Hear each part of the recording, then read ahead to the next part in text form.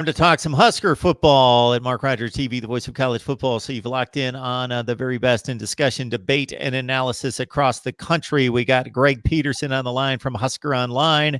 Greg's joined us a number of times in the last couple months to break down Nebraska football, which was always about speculation and projection. And now we finally got some football on the field to talk about. Greg, how you doing today? I'm doing well. How about you, Mark? I'm good. And now that we've seen the Huskers, and it was kind of a shaky, uneven performance to a certain extent against South Alabama at home, winning 35-21. It was a one-score game at some point in the fourth quarter. What are your initial thoughts about the first game out of the gate? Pretty ugly. Yeah. Got a lot of things to work on, that's for sure. But, I think the defense played very well. They won the game for Nebraska. Special teams did okay. J.D. Spielman with a punt return, but then he gave another one away again. So that kind of evened out that South Alabama scored on. Obviously, everybody knows about the problems with the snaps with freshman Cameron Jurgens starting his first game at center. And you can kind of say he had the yips a little bit. He had Adrian Martinez jumping all over the place. Even when the snaps weren't high, Martinez was jumping and just threw the rhythm off on the offense. And, all week they've been saying they've been working on that, and they think they have it fixed. But we'll see tomorrow. See if they did fix those problems tomorrow. Greg, people are also going to point to the performance of Adrian Martinez, who's expected to jump out of the pocket and just burn defenses, and we just expect these crazy rushing totals out of him each and every week. And if you look at the box score, you got to take into consideration, people, NFL stats are accumulated and categorized different than college stats. So every time he gets sacked, it goes against his rushing yardage. So that's not necessarily accurate when you see the 13 carries for 6 yards, but it is to a certain extent because he didn't get loose much. Your thoughts about why that might have been the case? Well, the offensive line just didn't play well. South Alabama, they only blitzed 4 times during the game. So they were stacked in the middle, and they were dropping 8 guys in coverage a lot of times. And, when Adrian, his eyes are going up every time with these high snaps, and he's taking his eyes, off of downfield and just trying to worry about getting the ball in his hands. And, even when he did try to run, they had those guys out there waiting for him. And, I think it's going to get better. It was just kind of a fluke thing. The offensive line just has to play a lot better. They've got to make their blocks. And I think Adrian will be fine. They only had 18 snaps or 17 snaps in the second half anyway. So you couldn't even get into a rhythm there whatsoever. Just such a strange half of football with the defense scoring twice and the special teams scoring. So they'll get this all worked out. And I think another thing that kind of hurt was they didn't have Maurice Washington to start the game. He was suspended for the first half. And I believe if he would have been in there to start the game, you would have seen a little bit different offense going on there early on. And some of that might not have occurred later in the game. So, Greg, you hit on something that I know that I was interested in leading into the game, and I probably posed the question to you about running back distribution and how that was going to work out, because you lose the 1,000-yard back, Zigbo from last year, but you bring in a Dedrick Mills, who was so successful at Georgia Tech, and Maurice Washington, who's an outstanding talent, and how that would work. If you look at yards per carry, Washington was more effective. Dedrick Mills scored the 2 touchdowns, but was kind of limited at about 3 yards per carry. So it'll be interesting now going into a Power 5 opponent where Washington's eligible for the entire game, how that's going to play out.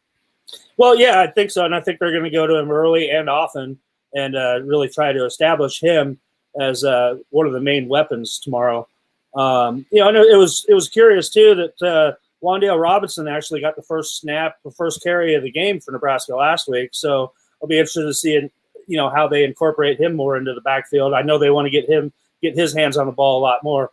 But, Dedrick, there just wasn't a lot there. Like I said, they were stacked in the box, and there just wasn't anywhere to run for Dedrick. I mean, it was a struggle just to get those 1-yard touchdown runs. I give credit to South Alabama's defense too. I mean, they were playing very well. So we'll see. Like I said, now, Maurice Washington, he's cleared to play. As far as we know, he's good to go until whatever resolves in California, which is now another month, set back another month. But, with Maurice in there, you're going to see a lot more explosive plays, and, that yards per carry number is going to jump up. And I think that'll open up holes again for Diedrich when he gets in there. South Alabama played well last week. Colorado played well last week as well. And they also played well in the fourth quarter in Lincoln last year in a game in which, if I recall, Colorado shot out 14-0 like that. Nebraska came back. They had a 1-score lead in the fourth quarter. And then Chanot, the great wide receiver for Colorado, had some amazing plays downfield. It was a really good game, like a 36-32 game, something in that range, and it went Colorado's way. And now Nebraska needs to make the trip to Boulder, and they put up all sorts of points and yardage at against Colorado State. Not the same matchup, it being a Mountain West lower tier team, but this is a game that the odds makers think is going to be pretty close. I think Nebraska is just a slight favorite. Yeah, last time I looked, I think it was Nebraska was favored by 2. But Colorado definitely has a lot of weapons. You mentioned LaVista Chenault. Yeah, he's a heck of a player, and Nebraska's got their work cut out for them, trying to keep him contained. Montez, their quarterback, he's a seasoned veteran. He's a very, very good player. Nixon, the other receiver, number 3, I believe, he's also he presents a lot of problems. And then they've got a new running back, and they have a new coaching staff out there too. So their offense has changed up a little bit. I think they're more of a traditional, pro style offense now compared to what they were running wide open last year. So it's going to be big for Nebraska's defense to stop that run. And then, that secondary has really got to lock down on those speedy little receivers that they got, and Chenault can kill you. You've seen him do it. So, it's going to be interesting. Colorado's defense, though, seems like, they're open to giving up some points. So if Nebraska can get the offense rolling, I think you should be seeing a fairly high-scoring shootout type of game. Yeah, if I remember correctly, Nebraska was playing much better in the second half and had taken a lead. Chenault had one grab that was ridiculous, like twisting one hand, whatever, down one end of the field on like third quarter. And then fourth quarter, like 3 minutes left in the game. It was a very key play. He burned somebody else, made a great catch. And, he pretty much took over the game, and he's that kind of player. The game finished actually when Adrian Martinez got hurt. And that's when Colorado was on the Jets. It had something to do with it too. Yeah. Got Greg Peterson on the line from Husker Online, also does work for Rivals and has done a tremendous job of helping us out on the Nebraska beat. So considering the expectations, a 36-point spread, and then what transpired on the field, which considering what happened around the nation to the likes of Tennessee at home and Missouri going on the road, getting shellacked by Wyoming and what could have happened, at least the W's on the board, and it didn't really come down to the wire. But what are the Nebraska fans saying about the performance? Well, you know how fans are. They weren't happy with it. But I think, the good thing about this is that, they didn't get this opportunity last year because their opening game against Akron was canceled. So they didn't get that first get the jitters out and, have the opportunity to play a bad game so they can improve on everything and get all those fixes in there. So, having that one game under the belt, a W's a W. It wasn't pretty, but, Nebraska fans are fired up for this. It's a rivalry game, and it's probably half the stadium is going to be red. So, Nebraska fans have been waiting for this. They want these tickets. They want to go to this game, and they're going to be out there in force. And turn on your TVs at 2:30 Central on Fox, and just check out the Sea of Red that has invaded Boulder. So Husker Nation is fired up for this game, and they want that revenge from last year. They do travel, don't they? Oh yeah, and this is an easy driving trip, just like the old Big 12 and the old Big 8. So, so I'm guessing about 5 hours. It's about a 7-hour drive. 7. Okay. Yep. Now, in regards to even though 21 points were on the board for South Alabama, it seems as though Scott Frost was pretty pleased with his defense, considering that the offense put them in a bind a number of times, and the defense took some opportunities to turn the ball over as well. Your thoughts about the Huskers on defense? Well, first and foremost, there's a pass rush again. They did a really good job rushing the passer. And turnovers are that big key that, they turned 2 turnovers into scores. And, they probably should have had another 2 or 3 more sacks, depending on, there was a wide receiver that jumped off sides one time that took away an Alex Davis sack. But, the defensive line is flying around.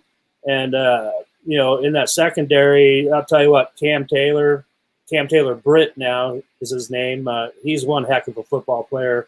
We've been waiting a long time to see what he can do, and he's got the playing time. So, and Eric Lee comes in, a Colorado native. He went to Valor Christian out there in the Denver area, and he comes in for Deontay Williams who got hurt. And he comes in, and he was one of the stars of the game, and I think he was rated the number 1 defender in the whole nation last year by Pro Football Focus. So, the defense is playing well, and Coach Frost, just like Coach Frost said, the defense won that game for him. All the coaches agree that if they would have played like that last year against in their opening game, they would have lost that game. Or if they would have played last year with the defense, they would have lost that game. So the defense has definitely improved, and people around here think the black shirts are back, and we'll see what they can do tomorrow against a high-powered offense. So we got Navy Thomas. So he's been watching us for a long time and probably keeps an eye. I know he keeps an eye on you because he just commented in the live chat that you're just the best. GP2, best online analyst of Nebraska football. So he's just is so happy to see you on here once again. And Navy Thomas is a tremendous supporter of what we do here at Mark Rogers TV, the Voice of Football. So we just did a betting show at noon, and then we came on at 1 o'clock to talk USC, and Navy Thomas was all full of all sorts of comments and questions about what he was going to post to you about Nebraska. And Navy Thomas, we need you to do that here because I can't keep track of other live streams and all those questions. So if you have any comments and questions that you want me to pass along to Greg on Nebraska football in the big matchup against Colorado, please do. Here's mine. Obviously, I hear Nebraska, I hear Colorado, and it harkens back to the Big 12 and a rivalry that was forged. Obviously, when Colorado joined the conference, it was a Big 8 at one point, and Nebraska, Oklahoma was everything. And then Colorado obviously became a national contender there in the late 80s, and was quite a rivalry with Nebraska for about 15 years. So what comes to mind when I say Colorado football? Day after Thanksgiving. Yeah. Black Friday game. No, those were always some pretty good battles. When they replaced the Oklahoma rivalry, well, that week with Colorado, I don't think Husker fans, they didn't think of that as a rivalry. They didn't like that. And it kind of it turned into a rivalry. And I just remember a lot of those old games where, fans are throwing the oranges on the field because, the winner of the game is going to go to the Orange Bowl. And remember some old frozen oranges sometimes being thrown. But, it's a pretty bitter fan base rivalry, I would definitely say. Husker fans aren't very happy or aren't very welcomed in Boulder. Even like Troy Walters, Nebraska offensive coordinator who coached several years at Colorado, he says they don't like red around there. Nobody on the team's allowed to ever wear red. So that kind of gives you a little bit of an idea going back. And, you know, I think Nebraska is making more of an effort to bring back some of these old conference rivals now because they play Oklahoma next season with a home and home. So, and I know that Bill Moose, the athletic director, has been mentioning that he wants to get some more, old Big 12 rivalry games in Nebraska's non-conference schedule moving forward. I don't know if that's possible with the way they schedule things, but that's a whole other story.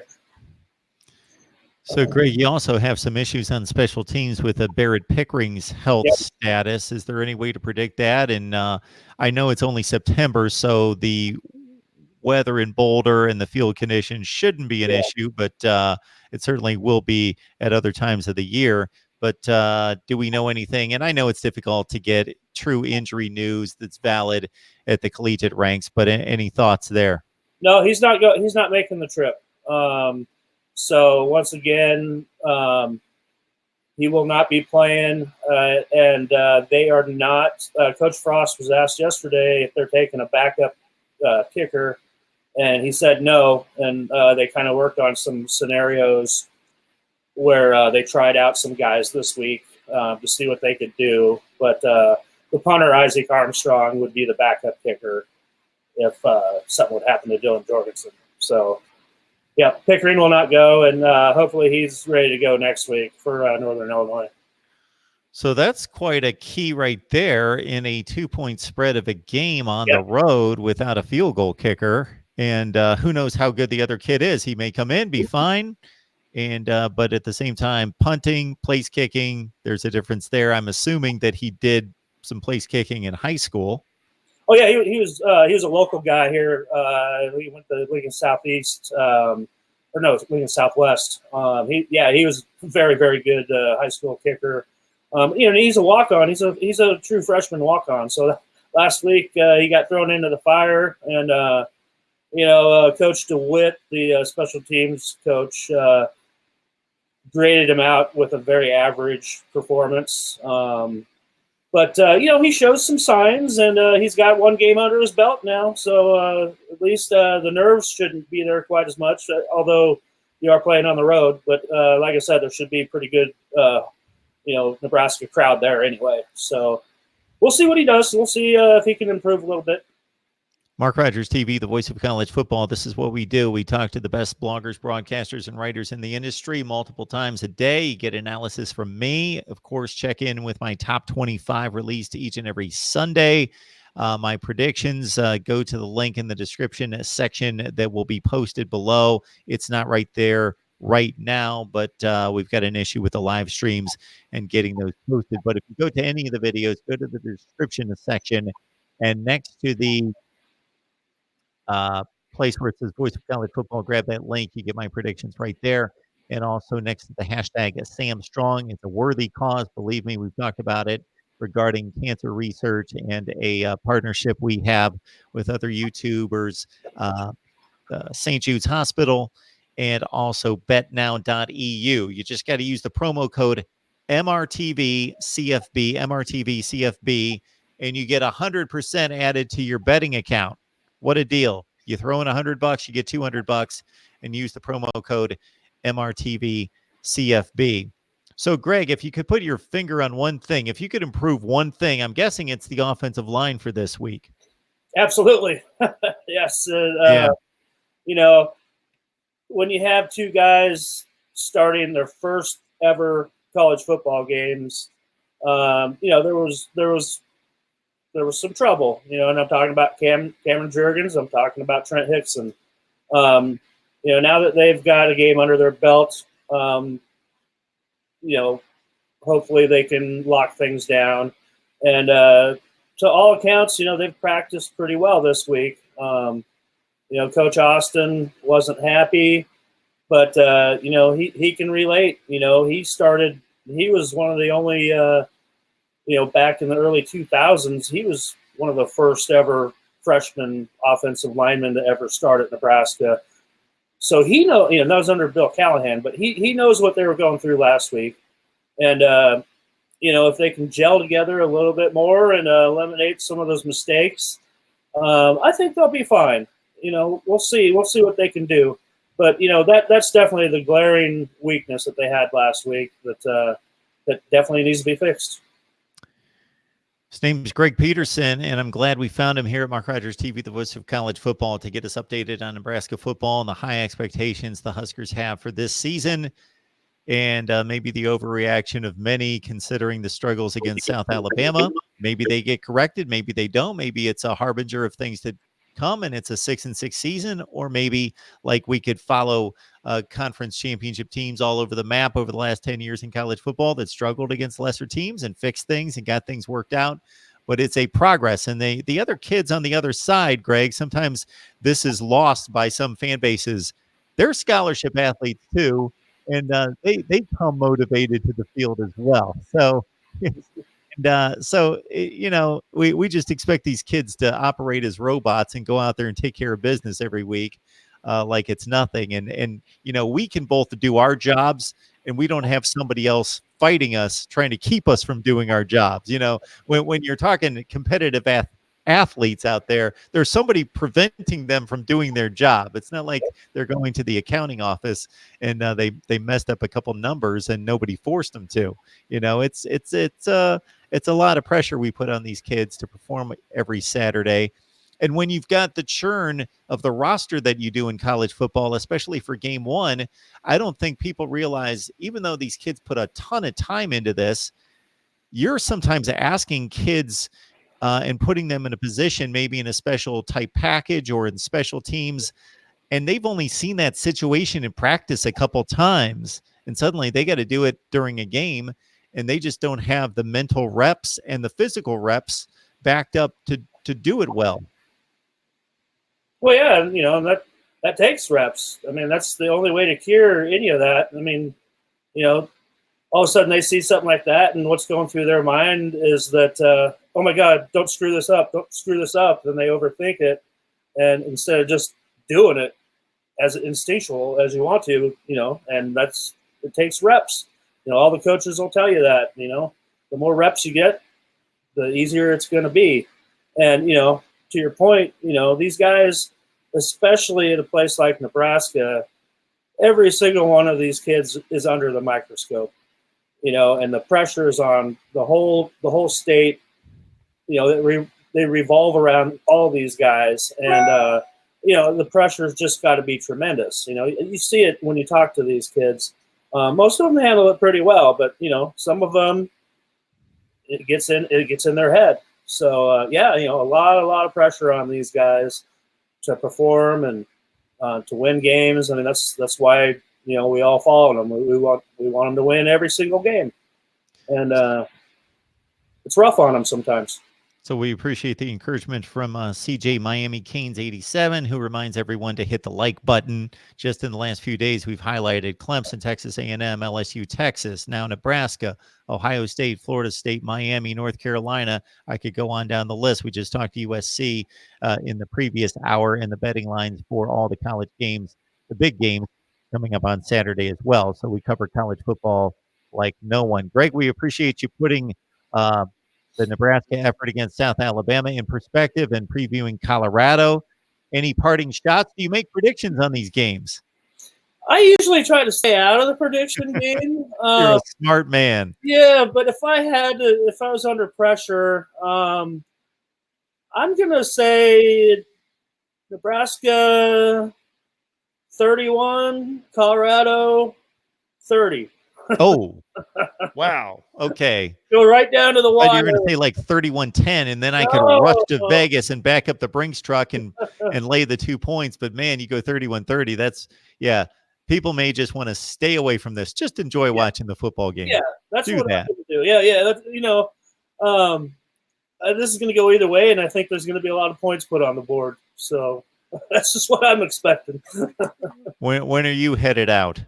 I'm actually not going this week. Staying home. Very nice. Go out and check out a couple of the top 2021 players in the state, a couple of big offensive linemen out at Elkhorn South. So Teddy Very good. He'll probably be the number one player in the state next year. He's 6'9", and he'll be a Rivals 100 kid. And Isaac Zadika, dad played at Nebraska. He's a center, and he's also very, very good. So let me check those guys out tonight. Yeah, you're stretched pretty thin on the recruiting side, and then also covering the games on Saturdays on the Nebraska beat. So, Greg, we always appreciate you stopping by. You are welcome anytime, and I certainly will reach out each and every week to try to reel you in on your Nebraska take and the next game coming up. And the Big Ten season is coming very soon. Sounds good. Well, thanks, Greg. Thank you so much. You bet. Thanks, Mark. We appreciate it. Uh-huh.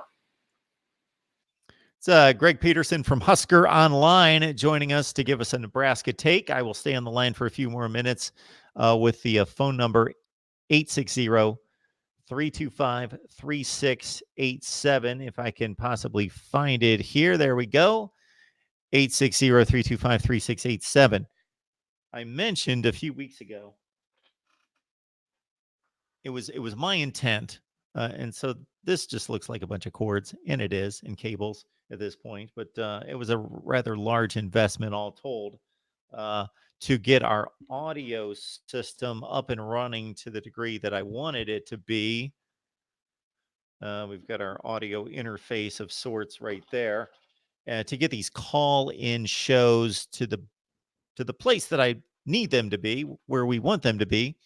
But unfortunately, it's just not working for me right now. So we're going to have to figure out the bugs in the call-in system to get the calls in the right way. But we still provide the call-ins via the old-fashioned way over the phone and into the mic as we've gotten by for the last few seasons. So if you'd like to call in, I'll stay on the line for another minute or two. 860-325-3687 to talk college football with you. I'll let you know what my TV schedule looks like tomorrow. Let's see. What do we got? I know at noon we've got Ohio State and Cincinnati. We also have a few other decent games. So at noon, I am definitely going to be watching Syracuse and Maryland. That game's on ESPN at noon Eastern time. At the same time, keeping an eye on Ohio State, Cincinnati, and Michigan Army. So those are the three best games by far at noon, although Missouri, West Virginia. So you got four decent games to choose from at noon that are all about the same level of game. Syracuse, Maryland, Ohio State, Cincinnati, Michigan Army, and Missouri and West Virginia at noon. So my three screens are going to juggle those four games, and then I really lock into the game that's the most competitive in the fourth quarter. Then at 3:30, it all becomes about Texas A&M and Clemson. Certainly, that is the game. And fortunately, this week, unless that turns into a blowout and we want to turn away to another game at 5 o'clock, let's say at halftime, there are really no other excellent games. The second best game in that 3:30 Eastern time window would be Nebraska and Colorado. That's the second best game that I see. Fox usually chimes in with a 4 o'clock game. Let's see what that is. I don't see a 4 o'clock game on Fox. We do have a San Diego State UCLA game on the Pac-12 network. I can't see that. Don't want to see it. There are better games than that. All right. Then once we get to primetime, of course, it's all about LSU and Texas, which I deemed as the best non-conference game during the offseason. I said this was the one based on their competitiveness in 2019, the tradition, the brand names, the athletes on the field, top flight, number one game, non-conference, Texas LSU. That will be my game. I'll keep an eye on BYU and Tennessee to see if the Vols implode again this week. This was expected to be their toughest non-conference game, and now they certainly hope it's not the toughest because Georgia State turned out to be a whole lot better than Tennessee last week. Led that game by 2 scores midway through the fourth quarter.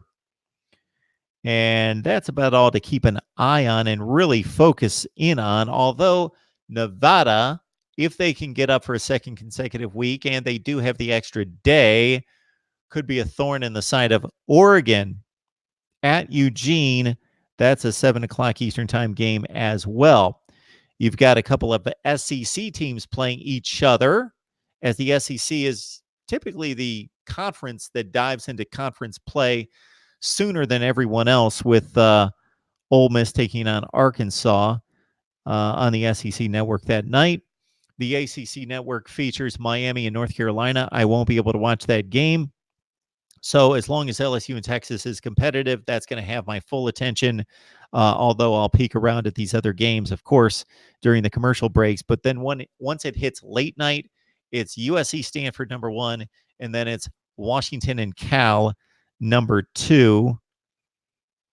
And then certainly my third screen is going to be on Minnesota and Fresno State. The Gophers won that game at home last year, 21-14, but Fresno State certainly will have something to say. I expect that game to be very competitive, as Fresno State took USC to the wire and Minnesota was taken to the wire by South Dakota State.